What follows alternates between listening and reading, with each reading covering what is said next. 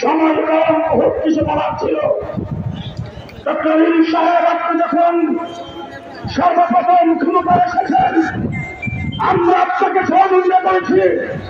আওয়ামী লীগ বেশিরভাগ ভারতের নদীর তুলে বসে এই দেশ থেকে আপনাকে নির্যাতন, সেই নির্যাতন নামাজ যখন উঠাইছে, আমরা মন্দিরগুলোকে পাহারা দিয়েছি। আমরা এই দেশের রাস্তাঘাটে ট্রাফিকের কাজ করেছি।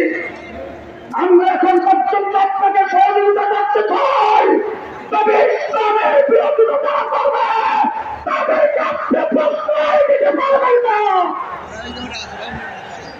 নতুবা আপনাকে জানাই দিতে চাই, যদি আপনি ইসলাম বিরোধী কোনো গুরুত্বে প্রশ্রয় দেন, বক্তব্য সম্মানিত হাজিরিন, আজকে হেফাজতে ইসলামের এই মহাসমাবেশে দেশের বিভিন্ন জেলা থেকে কষ্ট করে উপস্থিত হওয়ায় আপনাদের সবাইকে জানাই আন্তরিক মোবারকবাদ।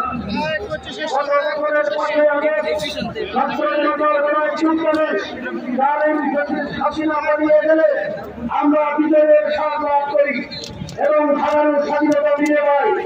যা অর্জিত হয়েছে সহস্রাম ইসলাম ও কল্পনীয় আত্মত্যাগের বিনিময়ে। স্বাধীনতা আল্লাহ পাকের দান।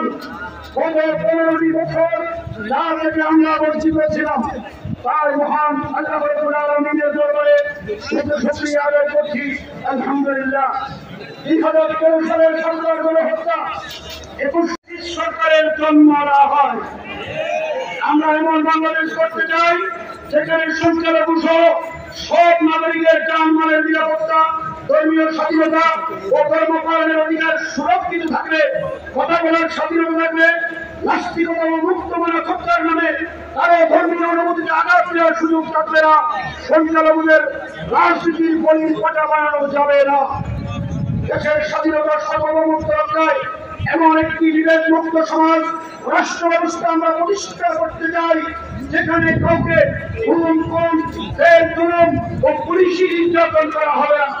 গণহত্যার বিচারের পাশাপাশি ভারতীয় আধিপত্যবাদ ও আওয়ামী ফ্যাসিবাদের দালালদের বিচার করতে হবে।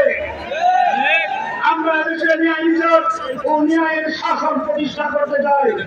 পরিশেষে উলামায়ে কেরাম, ওলামা ও ধর্মপ্রাণ তৌহিদি জনতাকে আজকের এই সমাবেশে কষ্ট করে উপস্থিত হওয়ার জন্য ধন্যবাদ জানিয়ে আমার বক্তব্য শেষ করছি। আল্লাহ মহিবুল্লাহ আমি হেফাজতে ইসলাম বাংলাদেশ।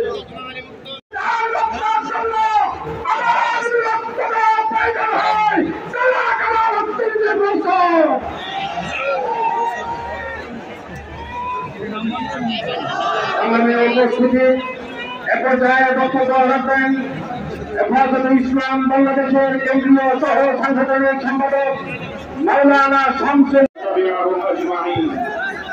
أعوذ بالله من الشيطان الرجيم. بسم الله الرحمن الرحيم. ولهن مثل الذي عليهن بالمعروف. صدق الله العظيم. আজ 2025 সালের 3রা মে বাংলাদেশের রাজধানী ঢাকার ঐতিহাসিক শহর অবলি উদ্যানে আয়োজিত হেফাজতে ইসলাম বাংলাদেশ আহত এই মহাসমাবেশকে লক্ষ্য করে আমি সর্বপ্রথম স্মরণ করতে চাই ওই সকল বীর শহীদদেরকে।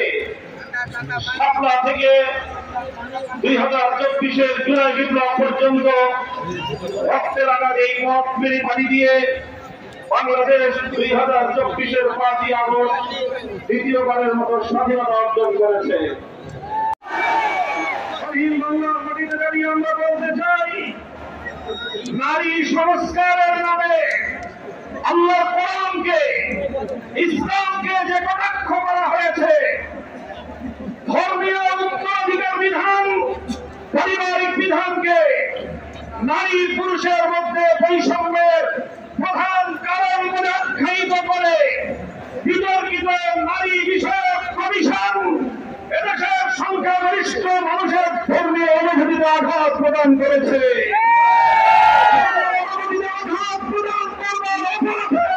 তাদের বিরুদ্ধে আমরা রাষ্ট্রের শাস্তিমূলক ব্যবস্থা দেখতে চাই।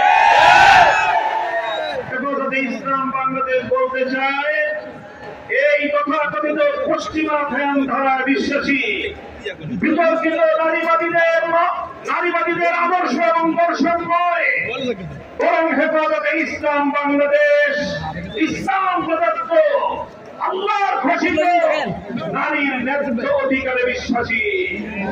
ইনশাআল্লাহ হেফাজতের সংগ্রামী মহাসচিব কর্মসূচি ঘোষণা করবেন। সারা বাংলাদেশ জুড়ে হেফাজতের নেতা কর্মীদেরকে আগামী মাসগুলোতে গোটা বাংলাদেশ জুড়ে নারীর ন্যায্য অধিকার আদায়ের জন্য মাঠে নামতে হবে। আমরা পরিষ্কার ভাষায় বলি, বাংলাদেশের স্বাধীনতার ৫৩ বছরের মাথায় এসে সংবিধান সহ রাষ্ট্রের